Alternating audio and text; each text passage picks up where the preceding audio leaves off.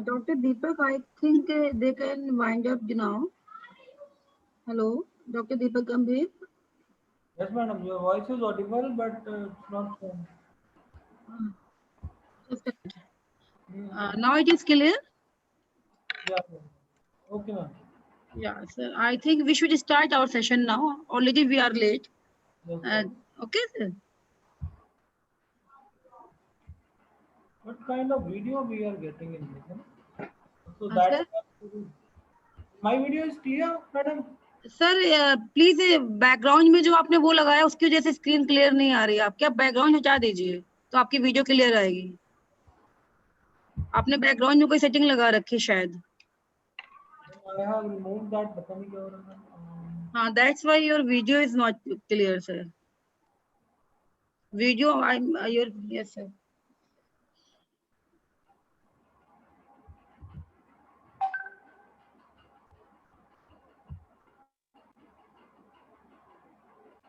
No issue, sir. You can start the session. You can call our guest speaker. Okay. Fine, sir. Now fine. Now fine. Thank you, madam. Thank you. So that was quite an encouraging session by the AICT. So next we will start our sessions. First, we will start with the session of Professor Naveen Rajpal, and he is having some work. So this session will be continued by his one of the PhD student, Dr. Kavita Khanna. So, Kavita ma'am, are you here? Yes, sir. Yes, Deepak sir, I'm very well here. Good morning to all. Okay. Yeah. Dr. Kavita Khanna, welcome ma'am. Uh, Dr. Kavita Khanna has 20 years of teaching, administration and research experience. Currently, she is an associate professor and head of the CSC department with the North Cap University. She has done her PhD from Guru Gobind Singh Indraprasth University, Dwarka. Her research areas include soft computing, machine learning, deep learning, computer graphics, algorithm design, and cybersecurity. She has to her credit more than 60 publications in reputed journals and conferences, including Elsevier, Springer, and Taylor and Francis. She has organized multiple international conferences and workshops. She has been part of many conferences as session chair. She is currently guiding 5 PhD scholars. 2 PhD and 21 MTech theses have been completed under her supervision. Apart from teaching, learning, and research, she has also worked as radio jockey with AIR FM Gold for 16 years. She believes that there is no end to learning, and this motivates her to attend various national and international conferences, workshops, and faculty development programs. Very welcome you, ma'am. We are welcome you here. Over to you, ma'am. You can start. Hello. Yeah, thank you. Thank you, Deepak, for such a warm introduction. Uh, Uh, can you please help me to understand whether my screen is visible? yes, ma'am. It's visible. Okay, great. Thank you. Am I audible? Yes, ma'am. Comfortably audible to all? Yes, ma'am. Oh, Yes, ma'am. great. Great. Welcome, ma'am. Thank you. Yeah, thank you. Thank you. Thanks for such a warm introduction. And I'm Kavita. Uh, maybe I'll not disappoint you since Professor Rajpal is not here. I've worked under him, under his guidance for 10 years. So I think I'll be taking you through a good journey of what it means to have data security and what do you understand by cryptography. I welcome you all to this faculty development program session. I start with a beautiful quotation based on cybersecurity, which says it takes 20 years to build a reputation and few minutes of cyber incident to ruin it. Yes. I think if you talk of any company, if you talk of any product, it takes humongous effort, humongous number of years to build a reputation. And just a minute of incident of cybercrime ruins the entire reputation, the entire hard work that has been put in. So, what's the need? The need is the security. Let's start with the buzz of this year. We all witnessed COVID-19. Before that, how was our life? I think we were never comfortable with these video conferencing softwares, weren't we? Yes, I used it sometimes at some point of time. Zoom, I used Skype, but not in much of the routine. It was not a part of our life as it is now. I remember the time when people from Microsoft Teams, they used to visit me, or some other platforms. So they used to visit me for for that software. But I was not able to understand. Yes, we used it for some points, but the major usage was not. I could not visualize at that point of time. And see how COVID-19 has changed the entire scenario. We all have become so comfortable in teaching. We never witnessed work from home culture, and now it's a part of our life in teaching as well. So work from home became so became such a part of the life of everybody, from class 1 students to teaching to everybody, that the Zoom video conferencing software, if you can see it, the usage became 20-fold. In December 2019, it was 10 million users, and it jumped up to 200 million users in March 2020. So Zoom was in highlights, it was in headlines that Zoom's revenue has grown up to 169% in the first quarter. Post which, what was the headline? You all know that Zoom was banned, and it was declared across multiple countries, and in our country also, even the schools, even for schools, it was, the Zoom app was banned. So see the graph, how it came down from just popping up and then shooting down. So that was just one cyber incident, or the vulnerabilities that Zoom had. So the disastrous effect that Zoom witnessed with this. So there were so many security issues. Post which they worked on the security issues, and they came up again. And the next headline was that Zoom is going to get up the biggest missing feature that they have. The biggest missing feature was the end-to-end encryption. Yes, that was the feature I think that was missing, and they came into headlines once again that Zoom is going to highlight the biggest missing feature, which is end-to-end encryption. So in this next 1.5 hour session, I'll try to ensure that you understand this end-to-end encryption. Although there are so many dimensions to it, it's such a vast topic, but I'll try to ensure that you understand the basics of it, and when you read some article based on end-to-end encryption, you understand what it means. Another highlight of the news again was, whether the WhatsApp chats are end-to-end WhatsApp, we see that it's written end-to-end encrypted. And whenever we do some video call on the WhatsApp also, then also it's written end-to-end encrypted. So we'll now work on what does end-to-end encryption means, and what are the security issues, what are the security goals, threats, all those things, mechanisms. So we'll study all the concepts prevalent to the cybersecurity, and basically pertaining to the cryptography.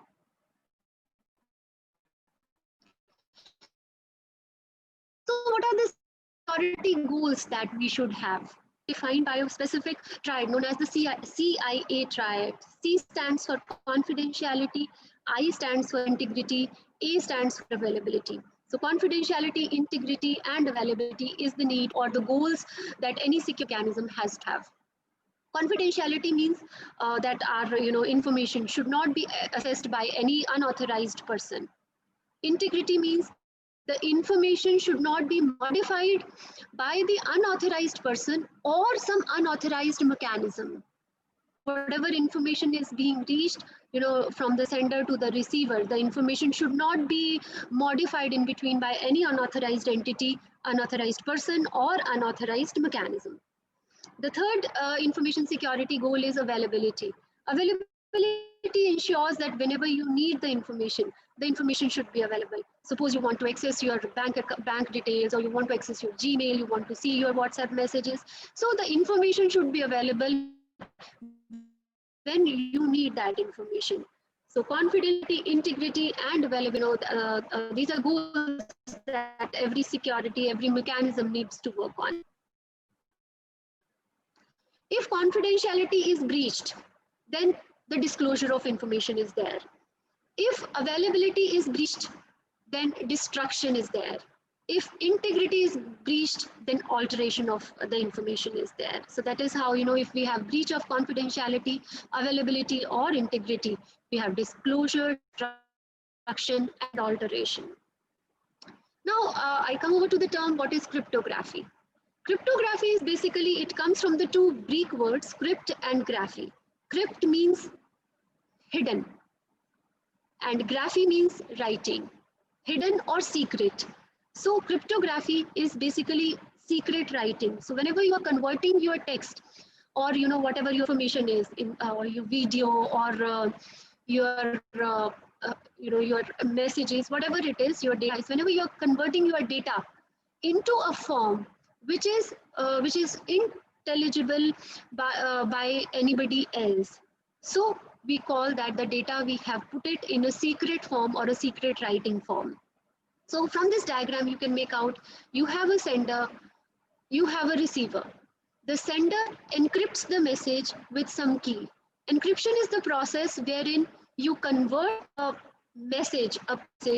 plain text message into a secret writing form. So suppose you have a plain text, we call it a plain text, which anybody can read, which makes sense, and you have a key.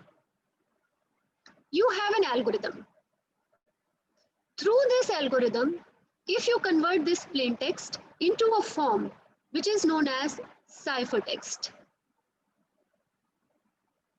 and this entire process is known as encryption. So basically, encryption is the process of converting the plain text to the ciphertext with the help of some key. And this ciphertext then can travel through the network. The receiver, when receives this ciphertext, it uses the decryption algorithm with the key, and so that it can convert back to the corresponding plain text.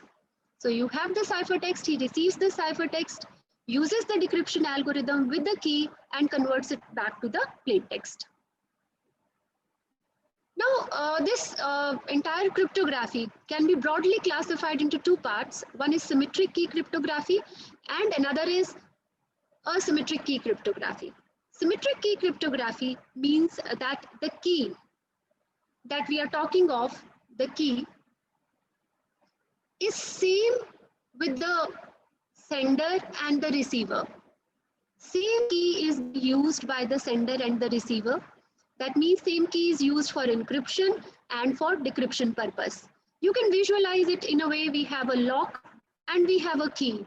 We lock this with the help of key, and if I want to open this lock, I use the same key to open it. So that is how the process of symmetric key encryption works. Asymmetric key cryptography basically ensures, it says that you have two different keys. So we work on two keys here. In case of symmetric key, we had one key. So for asymmetric key cryptography, we have two keys. You can visualize it with the locker of a bank, wherein you have two keys, with which one key is used to lock and the other key is used to unlock. So like here also, we have two keys. One is the public key, one is the public key, and another is the private key. Public key is used for encryption and private key is used for decryption. Now suppose Alice wants to send a message to Bob. Well, Alice and famous are very, Alice and Bob are very famous characters in cryptography. Whichever book or, internet you surf on, the sender is always, most of the times, named by Alice, and receiver is named by Bob. So these are very famous persons in cryptography. You have, Alice wants to send a message to Bob. So how, using asymmetric key cryptography, so what she would do is, she would use the public key of Bob. She would use the public key of Bob to encrypt the message. And when the message is received by Bob, Bob has his own private key as well.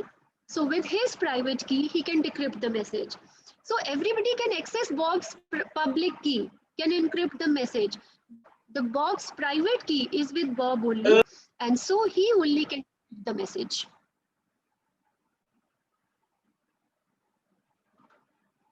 This is another diagram which depicts the asymmetric key cryptography, wherein you can see that there's a key generation procedure at Bob's end, which is responsible for generating the public key and the private key. The public key is distributed to all, wherein everybody can access the public key, and private key is with Bob only. And Alice, when wants to encrypt a message, this is the plain text, the encryption algorithm would take the public key of Bob, that is to which we want Alice wants. So that is how this is the basic difference between the symmetric key and the asymmetric key. Now I over to the security attacks. As I started out with the CIA triad, wherein I mentioned the 3 goals, that is confidentiality, integrity, and availability. So what is the threat to confidentiality? Confidentiality threats are snooping, traffic analysis, threat to modification, masquerading, replay, repudiation, denial of service. So these are basically the security attacks, which I have broadly put into these categories: threats to confidentiality, threats to integrity, and threats to availability. I'll be quickly going through what it means by snooping, traffic analysis, what all these attacks they mean. Snooping. Snooping means that you are just, looking at in an unauthorized way. So snooping refers to unauthorized access or interception of data. Suppose Bob wants to send a message to Alice, then in between, Darth has intercepted that message. That is snooping. Let us take a real life example. Supposing I'm making a question paper on my PC, and some student comes in and just peeps into my system and sees that question paper. So that is snooping. He's just put it. He's not done any changes to it. That is what is meant by snooping. And we can prevent it by using encipherment technique. Anyhow, I'll be covering in detail what all techniques or algorithms we use to cover in order to avoid these attacks. The next attack is traffic analysis. Traffic analysis is when you are analyzing the traffic. Supposing you have encrypted. I have encrypted my message, and then how can anybody read the message? The message obviously would not be read by somebody. In that case, the person, the intruder, he can do what? He can analyze the traffic. He can make out certain sense on, he can see the headers, he can see the footers, or he can see the sender and the receiver, and can make sense, what type of information is being communicated. So he can analyze the traffic. Based on that analysis, he can figure out some information. So that is traffic analysis. All these 2 categories, snooping and traffic analysis, they come in the broad category of confidentiality. Because we are just looking, there's unauthorized access to our data. That is your breach of confidentiality. So snooping and traffic analysis, they are threats to our confidentiality. Now I come to threats to integrity, which are modification, masquerading, replay, and repudiation. Modification, as the name suggests, that somebody has intercepted the data and has made certain changes to it. So if the changes are being done, that is our threat to integrity. Let me come up to the diagram. So yeah, supposing Bob sends a message, say transfer ₹1,000, and Darth puts on 1 more 0 to it. So that means he has changed the data. That is your modification, and that is your threat to integrity. The next threat to integrity is masquerading. Masquerading, if you see the literal meaning of masquerading means to put on the mask of somebody. So if you're communicating to somebody in the name of some other person, that means you're masquerading somebody else. Supposing he's Eve, and he says, hello, I'm Alice. That means he has masqueraded Eve. He has masqueraded Alice. I'm so sorry. So that means whenever he is communicating to Bob, if Alice has to communicate to Bob, but instead Eve is communicating to Bob. So that means he is masqueraded. He's using the name of somebody else for the communication. Like for example, suppose Bob wants to send a message to Alice, and in between, message, Darth starts sending the message. So that means Darth starts sending in the name of Bob. So that is your masquerading. Obviously, the data is being changed. So that means that is threat to integrity. Next is replaying. Replay is if an interceptor intercepts a message and later replays that message, reuses that message at some later point of time. That means the same message is being replayed. So that is your replaying. Again, that is my threat to integrity. Then is repudiation. Repudiation means that the sender of the message or the receiver of the message denies for sending or receiving. This is the only attack in which either the sender or the receiver are responsible for the attack. Either the sender, after sending the message, later says that I have not sent the message, and suppose the receiver, even he has received the message, later says that I have not received the message. So that is my repudiation. So our system must ensure non-repudiation.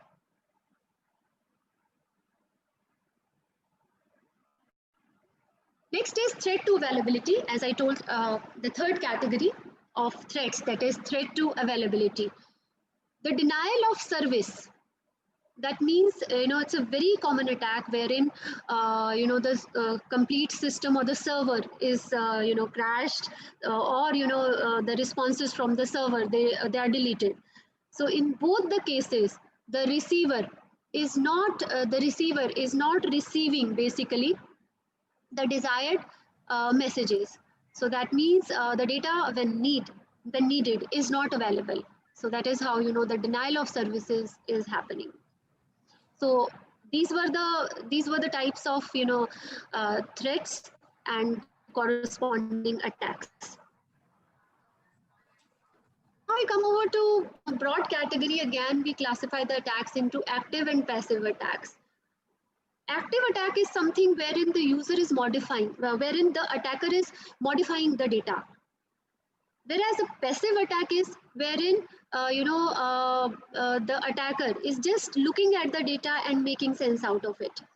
So if I want to categorize the attacks that we have already studied, like snooping, traffic analysis, modification, how many of these are active and how many of these are passive? In case of snooping and traffic analysis, if you see, in case of snooping, the attacker was only able to see. In case of traffic analysis, he was just analyzing the traffic without making any changes. So these two come under the passive category, whereas in all others, something is being done, so that comes under active category. So these two, snooping and traffic analysis, are passive attacks. Rest all other, that is attacks to integrity and availability, they come under the active attacks. Now, when we talk of security, I discussed about security goals. I discussed about what are the threats that can breach the security goals. Now, what should be the services that an organization should provide so that anybody can be sure of that the security would not be breached? So there must be some certain defined services. If we talk of, at times we see that there is a SSL, you must have heard of SSL certifications, or when we are, browsing a secure site, there's HTTPS. So it works for certain services are defined for all these security features that they should have. So what are the services that, that must be predefined for any protocol to follow? And corresponding mechanisms. Mechanisms means, mechanism, the literal Hindi meaning of mechanism is tarika, right? So what should be the mechanism to provide those services? This comes under the mechanism category. So I can say that services are built from mechanisms. And if I have a mechanism of doing something, so that means I have an algorithm. So there are multiple algorithms of doing a particular mechanism, of implementing a mechanism. So above you have security goals. For those security, ensuring those security goals, we have security services, then we have security mechanisms, and then we have the algorithms which ensure that mechanisms are being, how to ensure that these mechanisms are being implemented. We implement them with the help of algorithms. So this is the entire roadmap of what we've done as of now. Next, I come over to the security services. What are the security services? The first security service is data confidentiality. This confidentiality, it's almost same as the security goal, but this is a service that any organization needs to provide. So data confidentiality, data integrity, authentication, non-repudiation, and access control. These are the 5 services that have been defined by the standard body named as ITUT, which has defined these 5 security services. The first service by name itself reflects that the data should be accessed by only the authorized person. Data confidentiality, my data is confidential, nobody else except the authorized person should be able to see it. Data integrity means my data should not be should be protected from the changes, and nobody should be able to replay the data as well. So that means I can say that it should be prevented from anti-change and anti-replay, as we've discussed earlier also. Then authentication. Authentication means the user authentication or the receiver authentication has to be there. Means sender entity and the receiver entities have to be authenticated. So peer entity and data origin. Peer entity, when we have connection oriented service, and when we have connection less service, then the proof of data origin has to be there. So authentication ensures peer entity or data origin depending upon the type of service being used. Then we have non-repudiation. Non-repudiation, as I told you, repudiation is when the party in between denies. Non-repudiation ensures that both the parties cannot deny for sending or receiving of the message. So proof of origin of the message and proof of delivery of the message ensures this security service. Then access control. Access control is, you can define the access rights with the help of passwords, or when the access rights are defined basically with the help of those mechanisms. So these are the security services. And now I come over to the mechanisms which ensure these security services.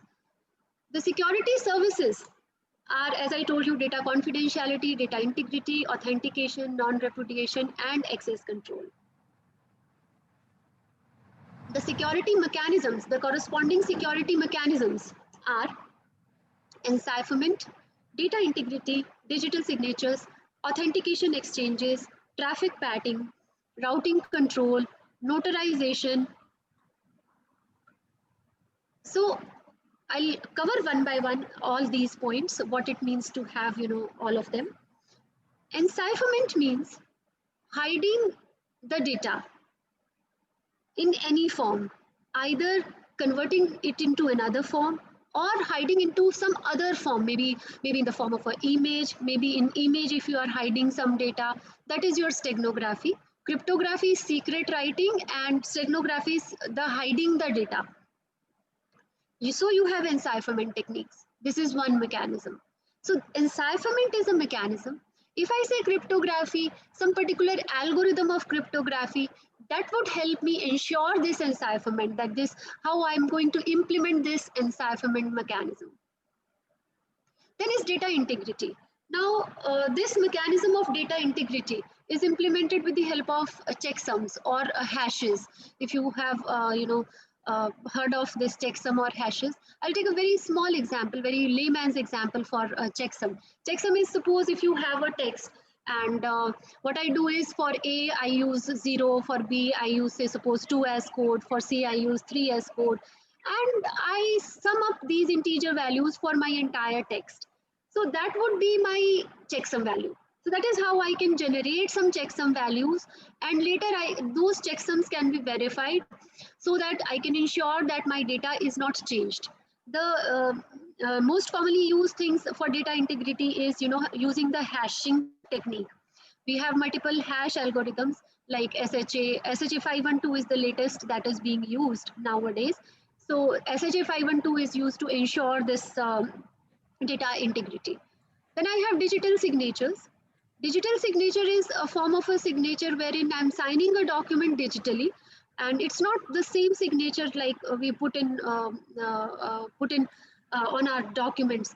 The concept is same, but here again you are working with the data. You are generating some codes which are the signatures at the sender end and at the receiver end. Those signatures are verified to ensure that the sender is same.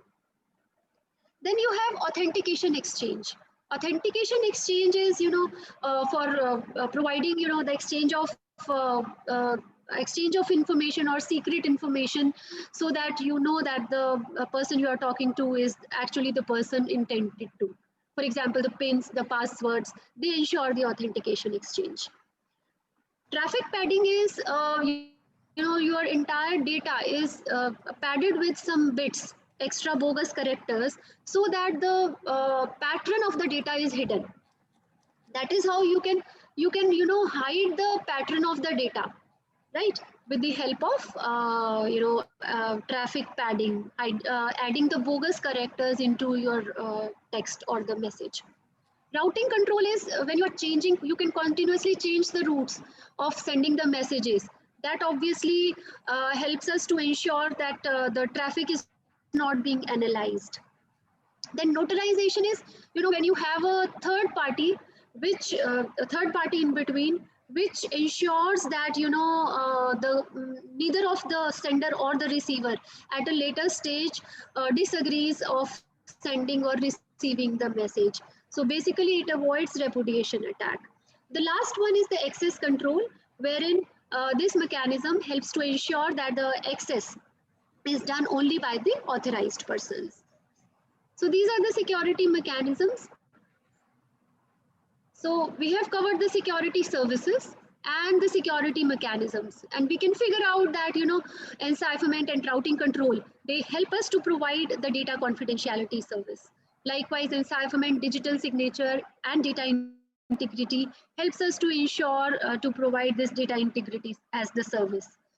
Then encipherment, digital signature, authentication exchanges helps us to provide authentication. Likewise, we can, for all the services, we have multiple mechanisms in place. Now I come over to the broad topic that we have to deal today is cryptography, wherein cipher we say is an algorithm which converts the plain text into the ciphertext. So as I told you, this is the complete roadmap of the cryptography, wherein you have, as I told you, you have the cipher or the cryptography. We have broadly two categories, symmetric and asymmetric. Symmetric means you have one key which is shared between the sender and the receiver, and asymmetric key is you have two keys. One is the private key and one is the public key. In case of symmetric key ciphers, this current session, I'll be focusing only on the symmetric key ciphers. Symmetric key ciphers can be further divided into two broad categories, the stream ciphers and the block ciphers. Now, what do you understand by a stream cipher? A stream cipher is wherein you are encrypting a stream of bits or a stream of characters. As you know, stream signifies flow. So whenever you are encrypting in a flow, mean the complete data is not there, you are just encrypting either the characters or you are encrypting the bits. So one at a time, that means you're working in a stream cipher. If we talk of a block cipher, this is just a broad definition I'm telling. There are other differences also which are there in the stream and the block cipher. If we talk of a block cipher, broadly, in a block cipher, the entire text, plain text, is divided into equal sized blocks. We divide the entire text into equal sized blocks, and we encrypt each block with the same key. So we are using the same key for encryption of each block, right? So that's the major difference between a stream cipher and a block cipher. Then to this block cipher, we have further two categories, transposition and substitution. Transposition means, basically is another name used for permutation. So this is a permutation cipher. Permutation means if I have, suppose my text, say hello, and if I just change the positions of these characters. So this is my transposition. What I've done is I've transposed them. I've changed the position of each of the characters here. So that means in the cipher text, same characters would be there as of the plain text, right? In case of a substitution cipher, substitution is if I suppose decide that I'll replace H by Z, I'll replace E by G, L by say M, again L by M, and O by say T. Whatever rule, I don't know what with what rule you can, there are multiple rules which we define, but let us suppose I decide that I replace H by Z, E by G. So these are the substitutions I'm performing, right? So this is my substitution, and this is my transposition. Now, if I talk of a product cipher, the broad category of the block cipher which is being used now, product cipher is a iterated block cipher. Iterated means you have multiple rounds of the same things, which uses both substitution and transposition. In order to strengthen the cipher, it uses both substitution and transposition, and uses this iteratively. So that means you have multiple rounds of the same blocks or same rounds, so that the strength of, or the kind of diffusion and confusion that you achieve, or the kind of strength that you achieve in the ciphertext, so that it is not easily decrypted or made sense out of it by some intruder. If I talk of substitution first, there are two types of substitution, polyalphabetic and monoalphabetic. Polyalphabetic means you have, poly means one, poly means many, and mono means one. Monoalphabetic is, suppose in this example, 2 L were there. First L was encrypted with M, and second L was also encrypted with M. That means every occurrence of a character is encrypted with the same character, is substituted with the same character. That is my monoalphabetic substitution. And polyalphabetic is if suppose next L would have been encrypted with say N, or say P, whatever, say P, then I would have said that this is the case of a polyalphabetic substitution. Then I have, as I was discussing, product cipher. Product cipher is a iterated block cipher, and it is further classified into two categories, Feistel cipher and non-Feistel. Now, what is Feistel and what is non-Feistel? Product cipher basically uses certain components which may be invertible. So we can define the components as invertible, non-invertible, and self-invertible. The name itself signifies invertible means you can find out the inverse of that component, non-invertible means you're not able to find out the inverse of that component, and self-invertible means if the same component is being used for its inverse also. So there are multiple components being defined. I'll share some of the components which we use in product ciphers. So in case of Feistel cipher, you can have all types of components, invertible, non-invertible, and self-invertible components. Whereas in case of non-Feistel cipher, you can have only invertible and self-invertible components. It does not have non-invertible components. The biggest example of Feistel cipher is the DES, Data Encryption Standard. And the most famous algorithm which is currently being used in all the security encryption standards is AES, Advanced Encryption Standard, which is an example of a non-Feistel cipher. As I discussed about the polyalphabetic and monoalphabetic substitution, these are the ciphers that you can see for monoalphabetic substitution. You have shift cipher or Caesar cipher, or you can also call it as an additive cipher. Then you have multiplicative cipher, you have affine cipher, and you have substitution cipher. These all this are the algorithms or ciphers belonging to the monoalphabetic category. Then we have polyalphabetic category, wherein I have AutoKey cipher, I have Vigenère cipher, I have Hill cipher, I have Playfair cipher. I'll take one example from each of these categories so that you have a broad perspective of what it means to have polyalphabetic, monoalphabetic, or you have Feistel or non-Feistel cipher. So let me first take the example that I've taken here is of a Caesar, of a shift cipher or an additive cipher. Additive cipher, as the name signifies, you are adding. You are adding something. What you are adding is the key.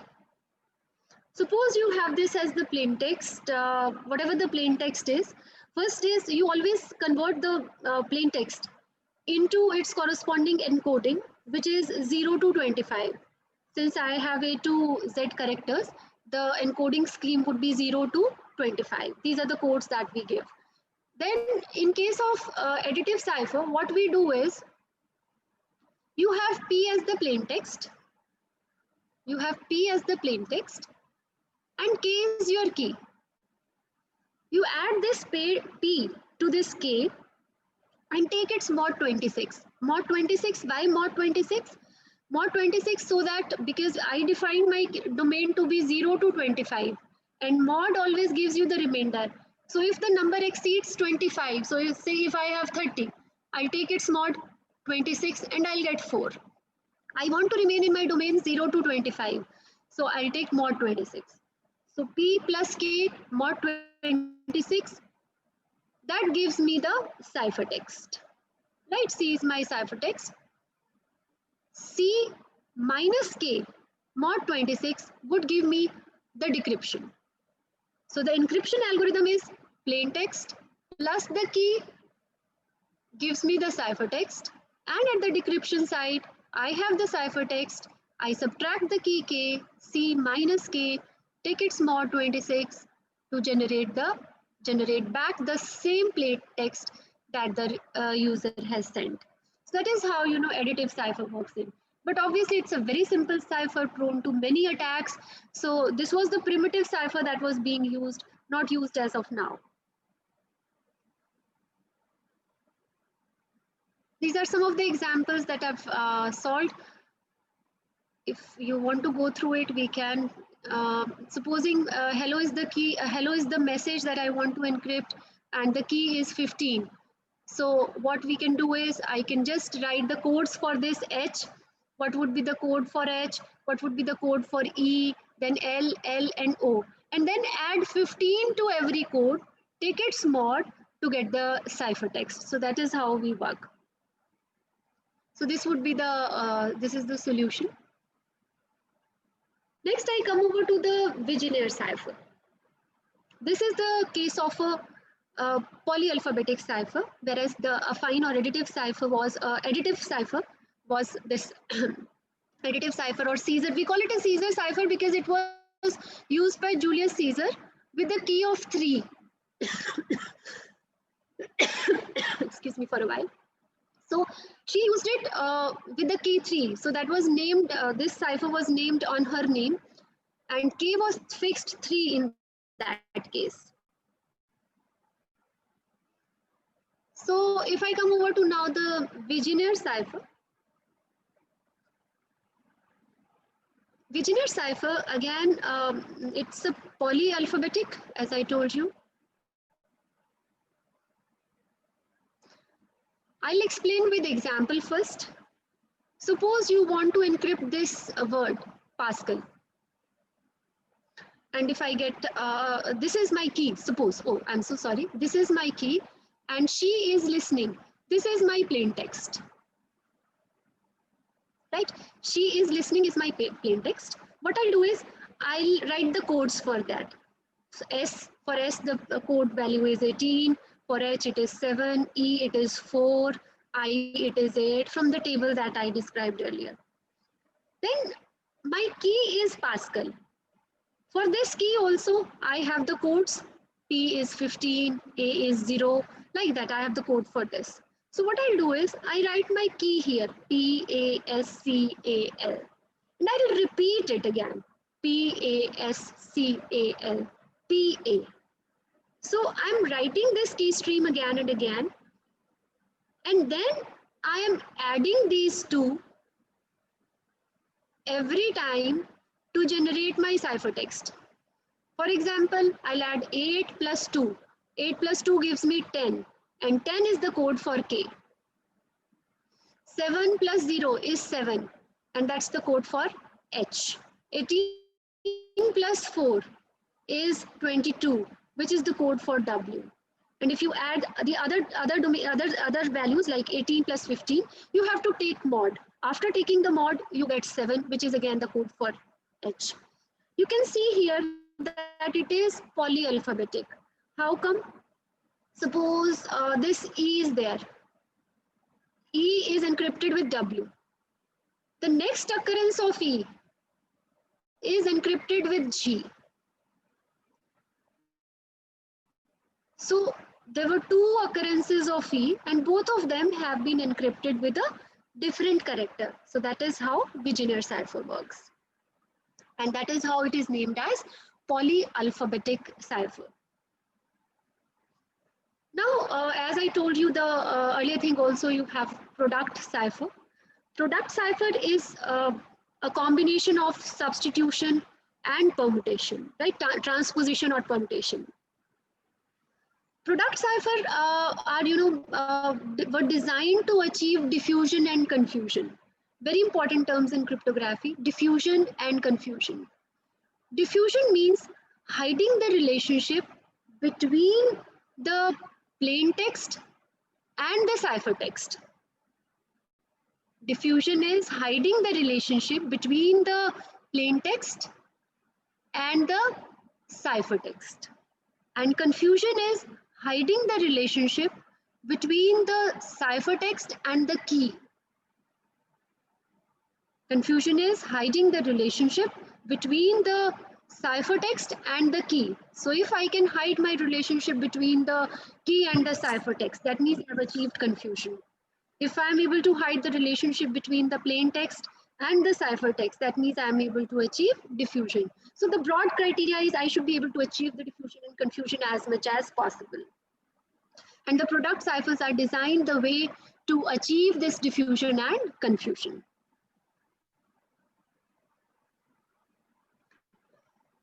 The confusion is achieved with the help of S boxes or substitution boxes. This diffusion is achieved with the help of substitution, or we call it S box. These are some of the components that we use in a product cipher. And confusion is achieved with the help of a P box. P box is a permutation box. You can visualize that. Yeah? Is there a query? Okay. So if you have a, you can visualize P box and S box as, some hardware. Maybe you can visualize P box as a hardware with some connections being done so that you are changing the positions. And substitution means you are substituting some words with some other words. So that is how substitution and permutation work. And you have specific S boxes and P boxes for diffusion and confusion. I'll show you with an example an S box. How an S box, this is a simple S box wherein this is a S box. How to interpret it, I'll show you. I'll start from the leftmost bit here. Suppose I want to substitute 0, 1, 1. So how I'll do, I'll take this 0 from this first column, next 2 bits from the first row. So 0 and 1, 1 The corresponding intersecting element is 1, 1. So 0, 1, 1 would be substituted with 1, 1 now. So that is how, you know, a S box has to be interpreted. Now is a P box. What is a P box? How to interpret a P box? P box is basically, you are, as I told you, you are permuting. You are changing the positions. Now how you are changing the positions? You can visualize it as, you know, these connections are being done. Suppose this is my first input, second input, third input, fourth input, fifth input. I have 5 inputs, and automatically I'll have 5 outputs. First output is obtained from which input? First output is obtained from third input, right? So that is how this connection shows me that this 1 is connected to 3, since this is my input and this is my output. So I can say that, you know, third input is now moving at first place. First input is moving to second place. Second input is moving to fifth place. Fourth input is moving to third place. And fifth input is moving to fourth position. So that is how I define my key. What would be the key? How to interpret this key? If I write here 3, 1, 4, 5, 2. So what does 3 here means? 3 means that third input would move to first position. Whatever digit is written here, that signifies my output. That signifies my input, and the position at which it is being written. 3 is written at what position? First position. That signifies my output. So third input, what does this mean? Third input would now become my first output, would come at first place. First input would come at second place. Fourth input would come at third place. Fifth input would come at fourth place. And second input would come at fifth place. So that is how we define the encryption key, and likewise we can define the decryption key also. And supposing this is a bigger example I've taken, these are 64 bits, these are 64 entries, and if you write here 58, that means that 58th input would now become the first output, 50th input would become the second output, like that. So that is how you implement a P box. Now P box can be straight or maybe compression or expansion. In case of a compression P box, obviously, you know, if you have suppose some inputs, say 3 inputs, the number of outputs would be less than the number of inputs. That is your compression. And expansion is if the number of outputs is more than the number of input bits. So that is how, you know, expansion is achieved. So if we want to compress our input, or if you want to, you know, expand our input, we can use accordingly the compression and the expansion P boxes. Although these two P boxes are not invertible, we cannot actually find out the inverse, because in case of compression, some information is being lost, and in case of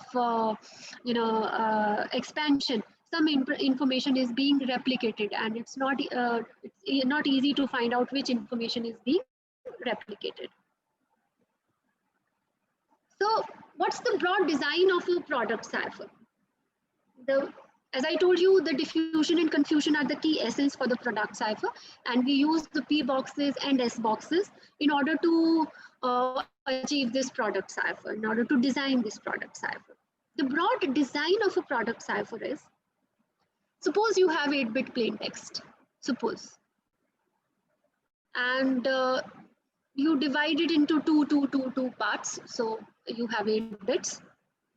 You have a key mixer. Mixer always means you are XORing.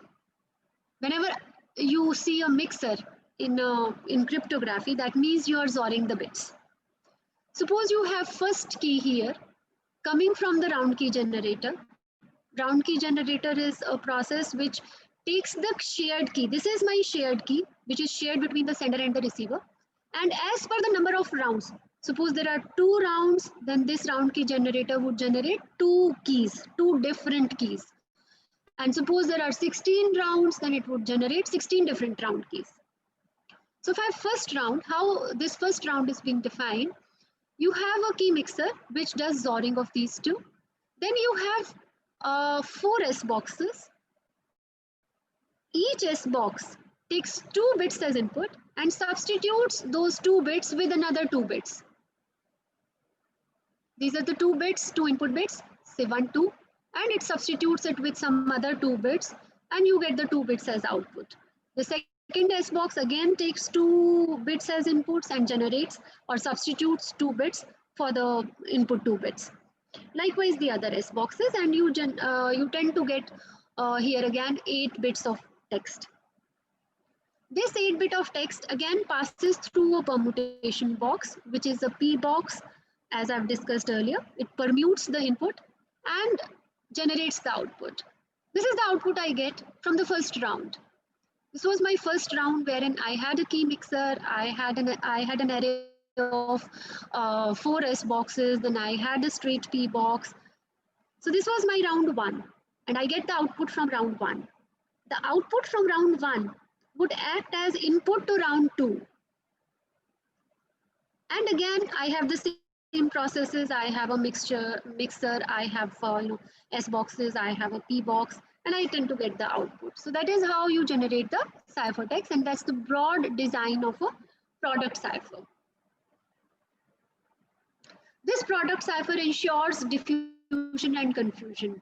How it ensures, this is just a small example wherein I've showed that if I change 1 bit of plain text, if this bit is changed, then correspondingly 4 bits are changed in the ciphertext. So we can check here, if I change this bit,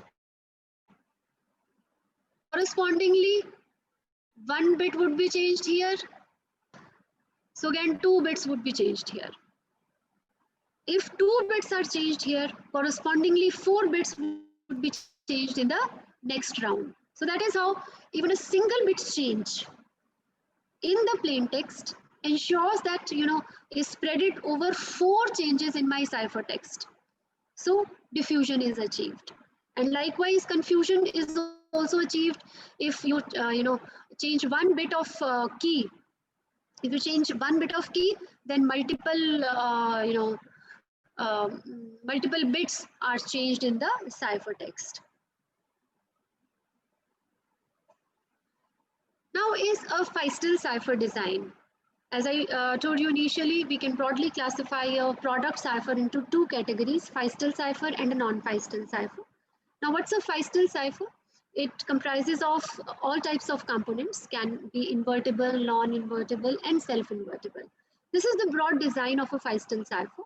What does this design speaks about? The entire input is divided into 2 parts, left part and right part, 2 equal halves, L1 and R1. And I have this round 1, similar to what I've described earlier. You have a mixer, you have a swapper. Swapper does what? Swapper just swaps the things. If you have 2 parts, left and right, it would move the left part to the right portion, as you can see here. The left part becomes the right part, and the right part becomes the left part. It just swaps the 2 equal halves, right? Now, what is mixer doing here? Mixer is XORing. XORing the 2 things. What 2 things? The output that is coming out from this function, f, which takes the input, this right portion, and the key. These 2 inputs are taken by this function. It does some computation. It has certain components in between, some P boxes, S boxes are there, and generates some output, which is then XORed with this left portion to generate this left output. Right output is taken straight away as it is. Then these 2 are swapped in order to obtain this intermediate text, which I suppose name as L2, R2. So that is how a Feistel cipher is being designed. At the decryption side, here we are working from top to bottom. The design works from bottom to top. And you can see that if I have a swapper here, I'll have a corresponding swapper here. I have a mixture here, I have corresponding mixer here also. So that is how the components are mapped, and round 1 would be the first here. From bottom to top will be proceeding. So that is how the design of a Feistel cipher looks like. Now I talk of the very famous encryption algorithm, which was, the standard for many years. That's data encryption standard, DES. The broad structure of DES is, it's a block cipher, and it belongs to Feistel category.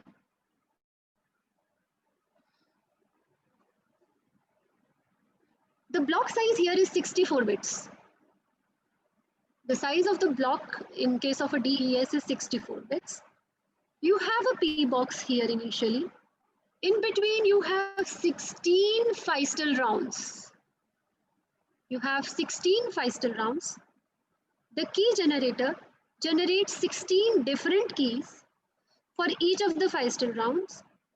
The output from this last Feistel round, that is the 16th round, acts as input to this P box. We have a final P box here, through which I get the ciphertext.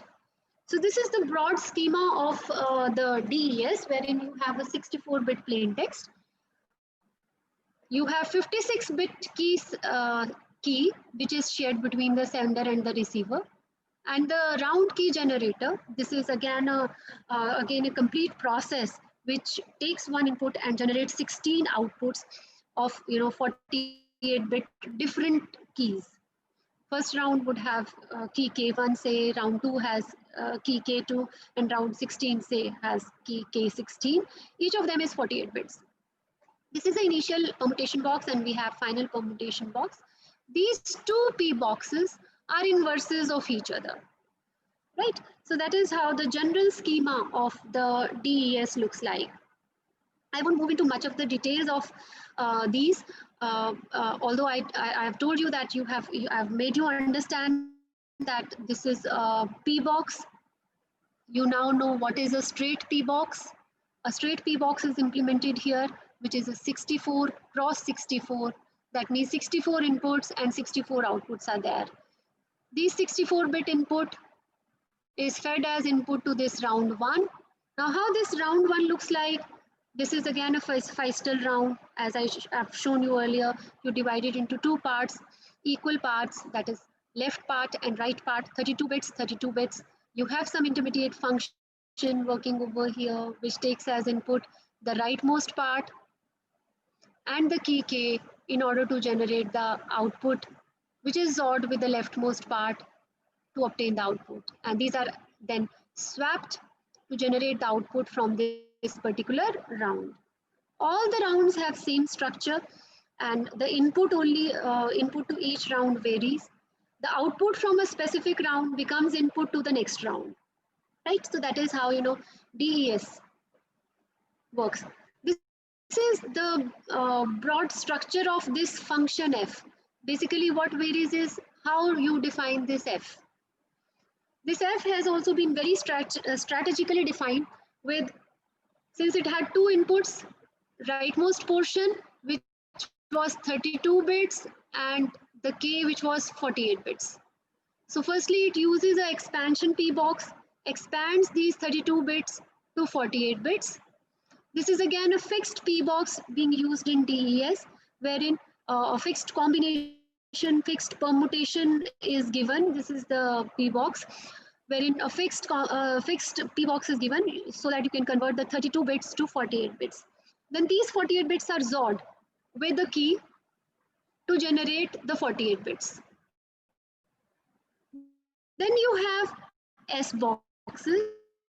You have 8 S boxes, and each of the S box takes 6 inputs,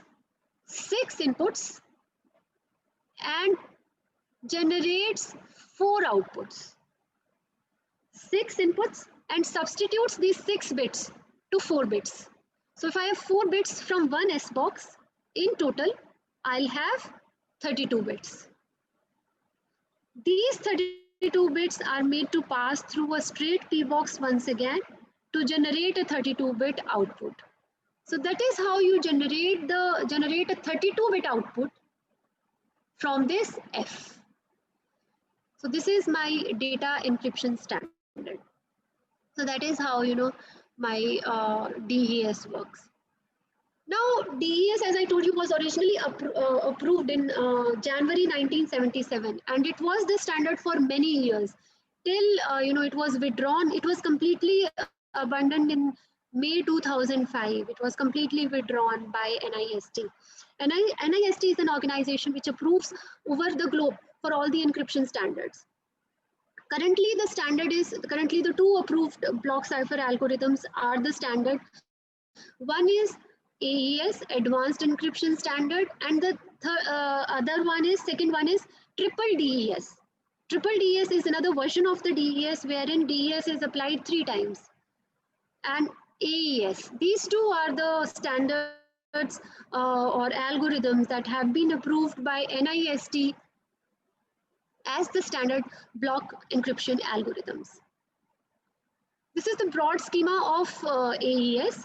In case of AES, you have multiple options of rounds. There are 3 versions of AES, wherein if you have the rounds, 10 rounds, the key size is 128.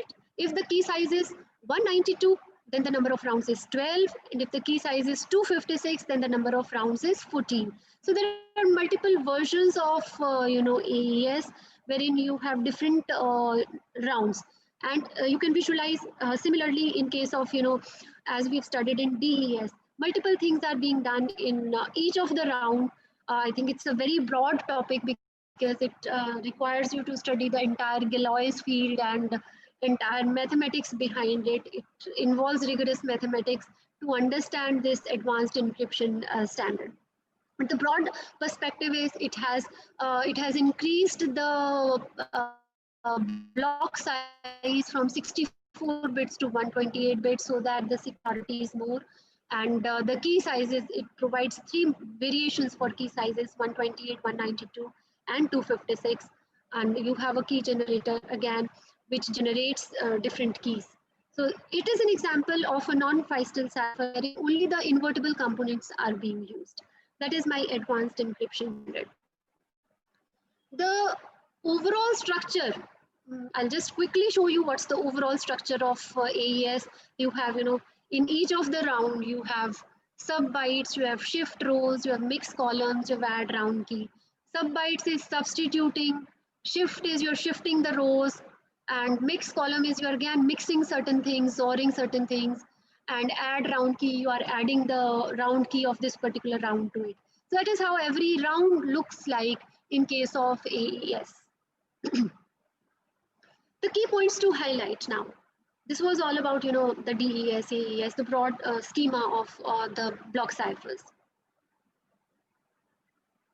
The national NIST, as I told you, National Institute of Standards and Technology, it has a specific document which describes the principles, the processes, the procedures that derive cryptographic standards and guidelines. So what are the standards and the guidelines for preparing the new algorithms are also being listed here in the document that is being provided by NIST.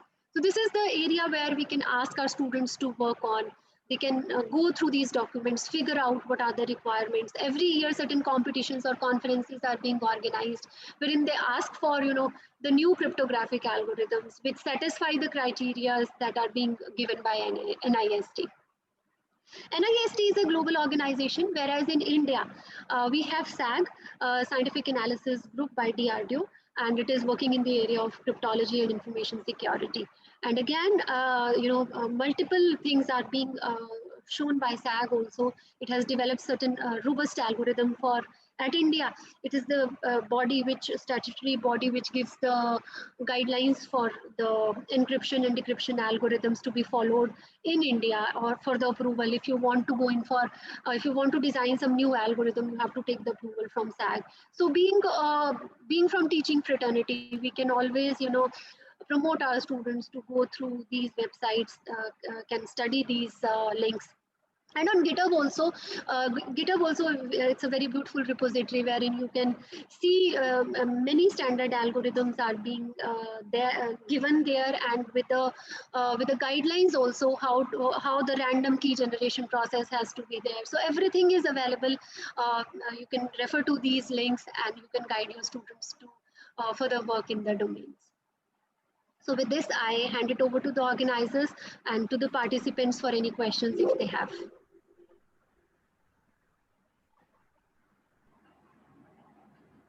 Very nice session, ma'am.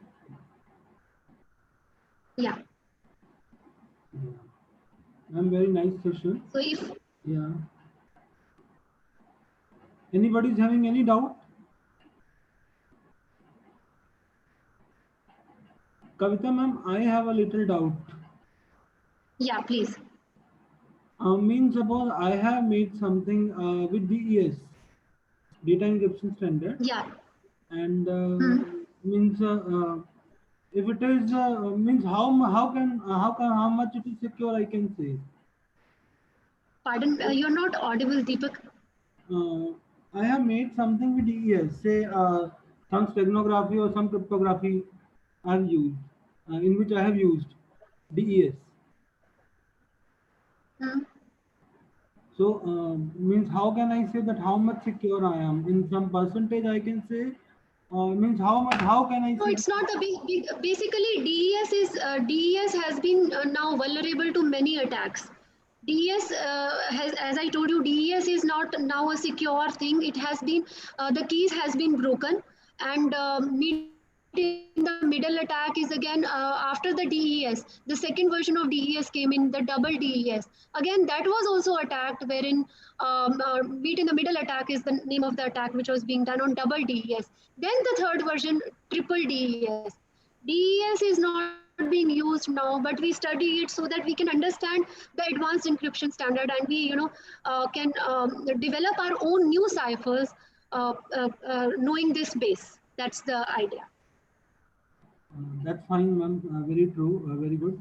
My simple point is that suppose I am having AES or advanced standard. How would we say that it is how much secure? Percentage wise, we say this or It's not percentage wise. It's like if the cipher is being broken, in how much time or how much AES as of now has not been broken. okay. AES has not been broken as of now. DES has been broken. So DES, that's why DES is not being used.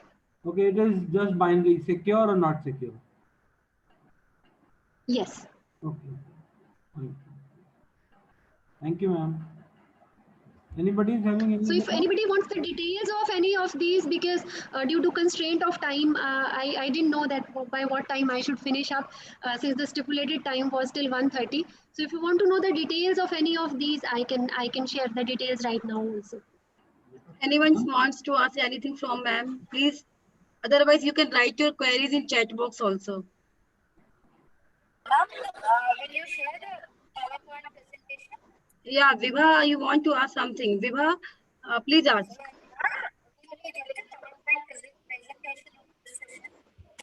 Vibha, madam, your voice is not clear. I think some network issues are there. You can write your query in chat box. Ma'am will read from there.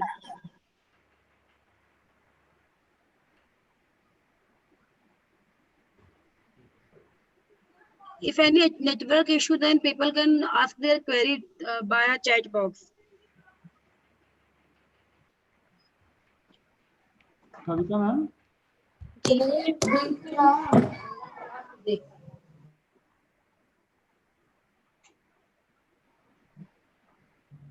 For security,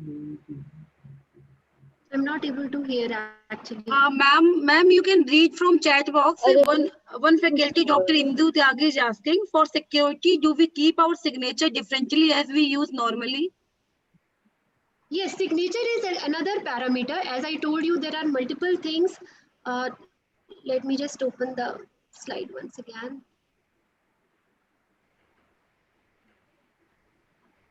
Digital signatures is again a technique to ensure certain services, to provide certain services, that is data integrity and data authentication. Integrity ensures that the data does not get changed.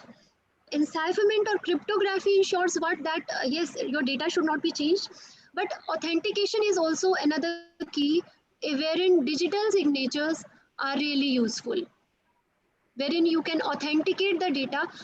Basically what we do is we use a combination of these techniques.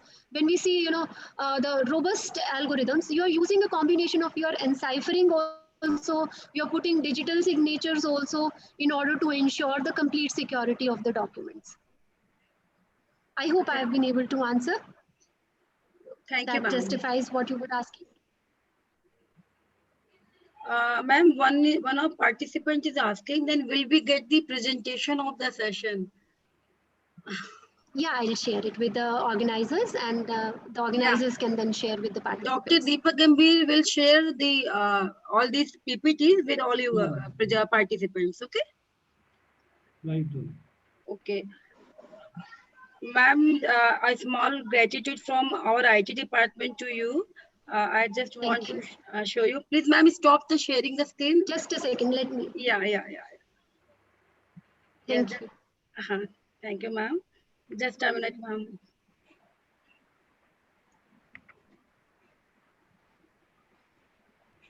Ma'am, this is a certificate for you from our IT department. On behalf of IT department. Thank you. And thank you so much, ma'am. Thank you, Your ma'am. session was very Thank you. interactive, very informative. We learned a lot from your session. Thank you you so much, ma'am. Thank you so much. Thank Ma'am, you. we will mail the certificate. Dr. Deepak Gambhir will mail you the certificate. Okay, ma'am? Thank you. Thank you. Thank you. Thank you. So now this is the time for some to take some snacks or to have lunch. So we'll start again at 3 p.m. Yeah, this is lunch time. Our lunch time will be from till 3 p.m. All the participants are requested to please rejoin at 3 p.m. for the second session. Okay.